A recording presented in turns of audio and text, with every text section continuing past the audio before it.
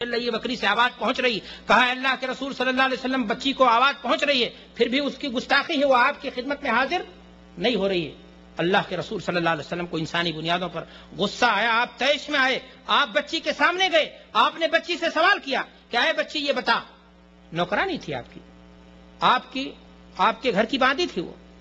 اللہ کے رسول صلی اللہ علیہ وسلم نے فرمایا کہ بچی یہ بتا، تو نے آواز سن کر کے میری بات پر لبیک کیوں نہیں کہا؟ تیری اس گستاخی پر لولا القود لوضعتک۔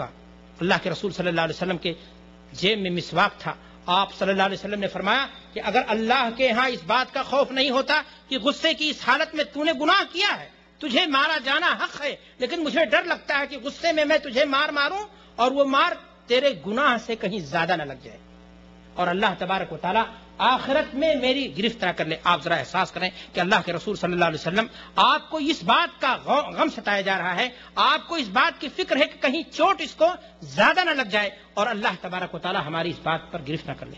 میرے بھائی اور دوستو، حضرت ابوبکر صدیق رضی اللہ تعالیٰ عنہ کی زندگی کا مطالعہ کریں۔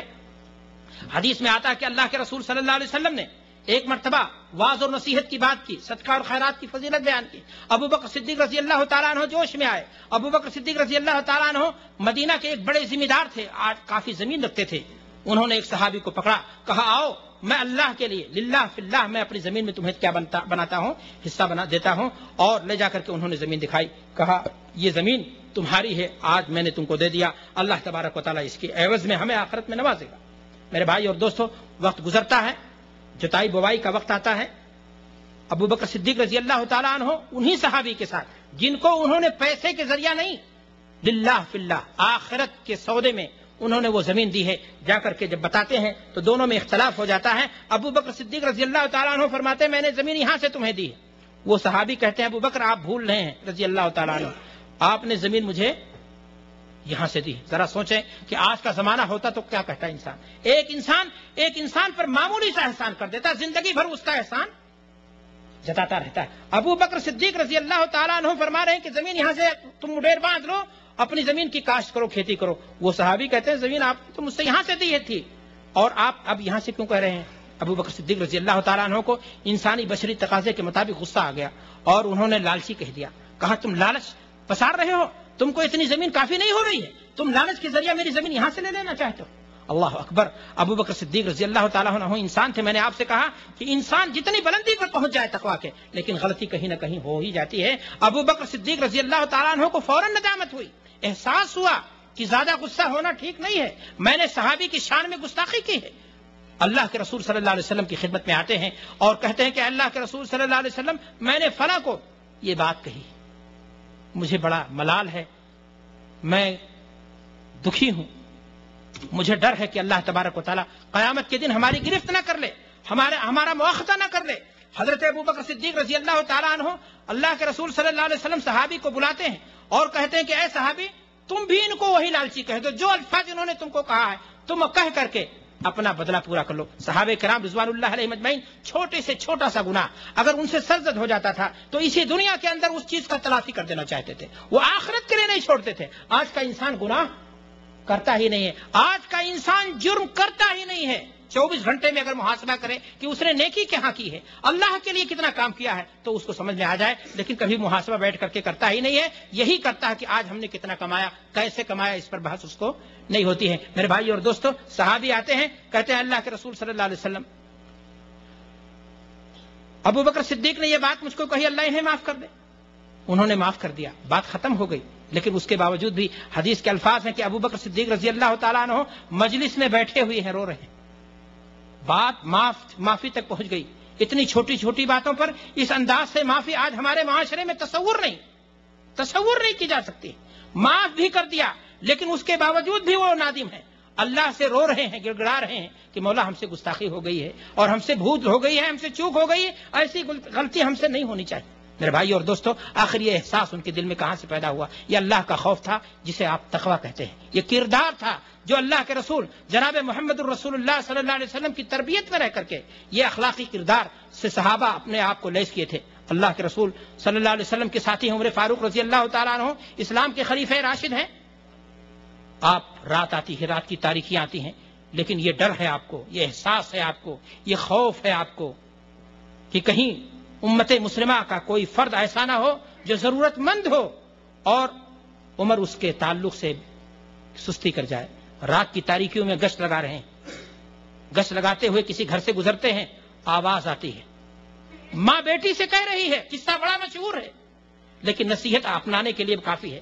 میرے بھائی اور دوستو، ماں بیٹی سے کہہ رہی کہ بیٹا دودھ میں ذرا پانی ملا دو تاکہ روپیہ زیادہ مل جائے گا کل. بیٹی کہہ رہی ہے کہ اے اماں، امیر المومنین کا آرڈر آ چکا ہے کہ دودھ میں پانی ملا کر دودھ نہ بیچا جائے. ماں کہتی ہے بیٹی یہ بتاؤ، عمر فاروق امیر المومنین گھر کے اندر کہاں آنے والے، تم پانی ملا دو. بیٹی کہتی ہے کہ ماں اگر وہ گھر کے اندر نہیں ہے لیکن اللہ موجود ہے، اللہ دیکھ رہا. اگر یہی احساس دل کے اندر ہو جائے تو انسان کہیں بھی گناہ کے قریب نہیں جائے گا. گناہ سے اسے کیا ہو جائے گی؟ نفرت ہو جائے گی. امیر المومنین حضرت عمر فاروق رضی اللہ تعالیٰ عنہ نے صبح اس گھر کا پتہ کرایا اور اس بچی کو اپنی بہو بنا کر کے، عبداللہ کی بیوی بنا کر کے اپنے گھر لے گئے. میں آپ کو بتانا چاہتا ہوں کہ اسی بچی کے نسل سے آگے چل کر کے عمر بن عبدالعزیز پیدا ہوتے ہیں. یہ تقوی کے برکات ہیں. جب کوئی کام تقوی کی بنیاد پر کیا جاتا ہے تو کام چھوٹا ہوتا ہے لیکن اس کے برکات کیا ہوتے ہیں؟ بہت زیادہ ہوتے ہیں. امیر المومنین حضرت عمر فاروق رضی اللہ تعالیٰ عنہ سفر پر ہیں، توشہ ختم ہو گیا، راستے میں جو لیا تھا کھانے کے لیے کسی بکری چرانے والے انسان کو دیکھا. عربوں کا عام معاشرہ اور ماحول تھا کہ ایسے موقع پر کسی کی بکری مانگ لی اور اس کا دودھ پی لیا، اپنی ضرورت پوری ہو گئی. میرے بھائی اور دوستو، حضرت عمر فاروق رضی اللہ تعالیٰ عنہ نے بھی اس آدمی کو اسی کام کے لیے کہا. آدمی نے کہا حضرت عرب کی مہمان نوازی کا مجھے خیال ہے، آپ مسافر ہیں اس بات کا بھی مجھے احساس ہے، آپ بھوکے ہیں مجھے اس بات کا بھی احساس ہے، لیکن کیا کروں بکریاں میری نہیں ہیں، میں نوکر ہوں، بکریوں کا دودھ دینے کا اختیار مجھے نہیں ہے، ورنہ میں بکری ضرور دے دیتا اور آپ بکری کا دودھ پی لیتے، آپ کی ضرورت کیا ہو جاتی؟ پوری ہو جاتی. عمر فاروق رضی اللہ تعالیٰ عنہ نے آزمانے کی کوشش کی. کہا اے انسان یہاں آؤ. کہا بتائیے. کہا ایک بات بتاتا ہوں، ایک مشورہ ہے میرا. کہا مان لو.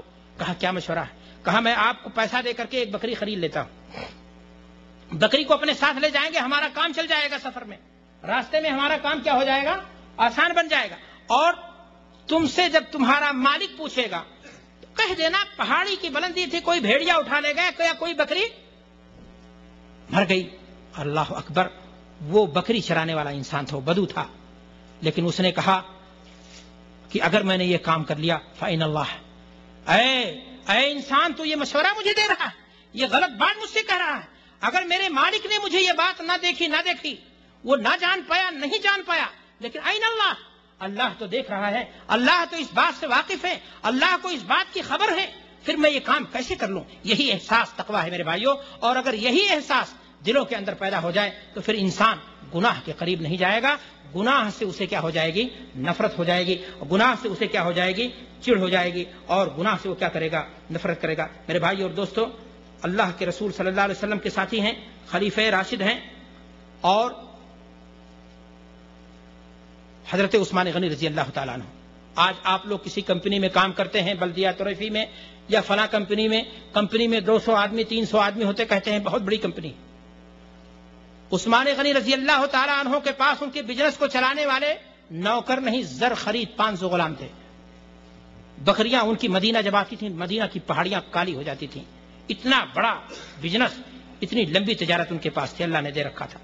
میرے بھائی اور دوستو، آپ ذرا غور کیجئے کہ کسی معاملے میں کسی غلام کو حضرت عثمان غنی رضی اللہ تعالیٰ عنہ نے کان میں روڑ دیا. ان کو لگا کہ اس غلام نے یہاں حساب کتاب میں کچھ گڑبڑی کی ہے یا اس کی وجہ سے کیا ہوا ہے؟ نقصان حاصل ہوا ہے. غلام بھی غلام تھا. اس نے کہا کہ میرے آقا، میرے سید، میرے مالک، آپ مجھے یہ بتا دیجئے کہ آپ نے کان مروڑا کوئی بات نہیں، لیکن کیوں؟ کہا کیوں پوچھ رہے ہو؟ وہ فلاں کام تم نے ڈھلواہی کی، تم نے غلطی کی، تم نے ایسا کیا، تم نے ویسا کیا. غلام نے کہا حضرت جہاں تک بات ہے فلاں کام میں میری ذمہ داری کی تو میں اس کام میں گنہگار نہیں ہوں، مجھ سے یہ غلطی سرزد نہیں ہوئی ہے. آپ اپنے معاملات کا حساب لے لیں اور پھر سے چیک کر لیں. عثمان غنی رضی اللہ تعالیٰ عنہ نے پھر سے جب معاملے کو تصفیہ کیا، دیکھا تو پتہ یہ چلا کہ واقعی معنی میں وہ شخص، وہ غلام مجرم نہیں تھا. عثمان غنی رضی اللہ تعالیٰ عنہ نے اس کا کان کیا کر دیا تھا؟ مروڑ دیا تھا. پہلا کام یہ کیا عثمان غنی رضی اللہ تعالیٰ عنہ نے کہ عثمان غنی رضی اللہ تعالیٰ عنہ نے پہلا کام یہ کیا کہ اس کو آزاد کر دیا.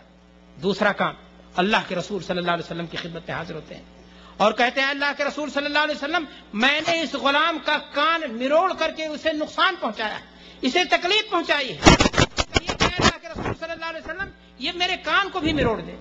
غلام نے کہا کہ اے عثمان، جس اللہ سے آپ ڈرتے ہیں اسی سے مجھے بھی ڈر ہے، مجھے یہ ڈر لگتا ہے کہ میں آپ کا کان پکڑوں، کہیں کان آپ سے زیادہ نہ مروڑ دوں اور مجھ سے نہ زیادتی ہو جائے۔ اور اللہ تبارک و تعالیٰ یہ احساس اللہ کے سامنے جواب دہی کا یہی احساس، یہی تقویٰ ہے میرے بھائیوں، اور اگر یہی پیدا ہو جائے انسان کے اندر تو پھر انسان کامیاب ہو جائے گا اور انسان کی زندگی کیا ہو جائے گی؟ سنور جائے گی۔ اور اگر اسی احساس سے انسان کیا ہو گیا؟ عاری ہو گیا تو پھر انسان گناہ پر کیا ہو جاتا ہے؟ جری ہو جاتا ہے۔ کہا جاتا ہے کہ اللہ کے رسول صلی اللہ علیہ وسلم نے ایک مرتبہ ایک کھجور کھا لی۔ کھجور کے بارے میں اللہ کے رسول صلی اللہ علیہ وسلم کو یہ شبہ پیدا ہوا کہ کہیں کھجور صدقے کی نہ ہو۔ آپ صلی اللہ علیہ وسلم رات بھر کروٹیں بدل رہے ہیں، آپ کو نیند نہیں آ رہی ہے، جبکہ اللہ کے رسول صلی اللہ علیہ وسلم کو یقینی علم نہیں ہے کہ یہ کھجور جو ہمارے گھر میں رکھی ہوئی تھی یہ صدقے کی، لیکن آپ کے گھر میں صدقے کا بھی مال آیا کرتا تھا اور اللہ کے رسول صلی اللہ علیہ وسلم کے لیے صدقہ حلال نہیں تھا۔ آپ ذرا دیکھیں کہ کہاں ہے وہ مسلمان، وہ تو کہتا ہے کہ آج اتنی آمدنی ہو گئی، کیسے آمدنی ہوئی، کہاں سے پیسہ آیا، کیسے کامیابی ملی، کیسے بزنس چمکا، کتنا نفع آیا، یہ ضرور حساب کرتا ہے، لیکن کیسے نفع آیا، حلال کے طریقے سے یا حرام کے طریقے سے، کہاں آج ہمارے اندر یہ احساس ہے؟ میرے بھائی اور دوستوں، ابو بکر صدیق رضی اللہ تعالیٰ عنہ کا غلام زمانے جاہلیت میں کہانت کرتا ہے، اس وقت اسے پیسہ نہیں ملتا، بعد میں پیسہ ملتا ہے، اور ایک دن اسی پیسے کا کچھ خرید کر کے لاتا ہے، ابو بکر صدیق رضی اللہ تعالیٰ عنہ کو دے دیتا ہے، وہ کھا بھی لیتے ہیں۔ بعد میں کوئی بات اٹھتی ہے، ابو بکر صدیق رضی اللہ تعالیٰ عنہ کے سامنے وہ غلام کہہ بیٹھتا ہے کہ آج میں نے یہ چیز جو آپ کو پیش کی ہے زمانے جاہلیت میں نے کہانت کی تھی اور اس نے اس وقت پیسہ نہیں دیا تھا، آج پیسہ دیا تھا تو میں نے سوچا کہ لاؤ تھوڑی سی کوئی چیز خرید لاؤ اور آپ کو بھی میں نے اس میں سے دیا۔